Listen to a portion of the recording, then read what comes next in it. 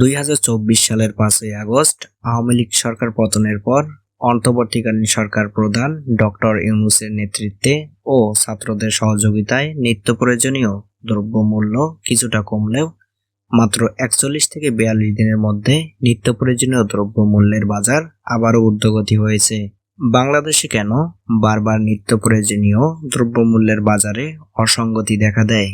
এ নিয়ে কোনো সঠিক ব্যাখ্যা না থাকলেও যেসব বিষয়গুলোকে দায়ী করছে কৃষি বিপণন অধিদপ্তর, তার মধ্যে অন্যতম হচ্ছে নিত্য প্রয়োজনীয় দ্রব্যমূল্যের গুদামজাত ব্যবসা, অসাধু ব্যবসায়ীদের দ্বারা তৈরি কৃত্রিম সংকট, পাইকারি ব্যবসায়ীদের নৈতিক মূল্যবোধের অবক্ষয় ও খুচরা ব্যবসায়ীদের বেশি লাভ করার প্রবণতা। এই সবগুলো বিষয় একত্রে মিলে বাংলাদেশের দ্রব্যমূল্যের বাজার অস্থিতিশীল করে তোলে বলে ধারণা করা হচ্ছে। তাছাড়াও দ্রব্যমূল্যের বাজার ঊর্ধ্বগতি করতে কাজ করে বিভিন্ন ব্যবসায়ী সিন্ডিকেট। সরকারের নির্ধারিত মূল্যে পণ্য বিক্রি করতে বেশিরভাগ ব্যবসায়ীরাই ক্ষোভ প্রকাশ করে, কারণ কৃষি বিপণন অধিদপ্তরের নির্ধারিত মূল্যে পণ্য বিক্রি করলে সীমিত লাভ হয়।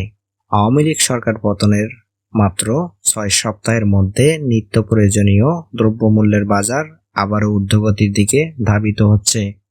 এগুলোর মধ্যে রয়েছে ডিম, ব্রয়লার মুরগি, সোনালী মুরগি ও বিভিন্ন ধরনের মাছ।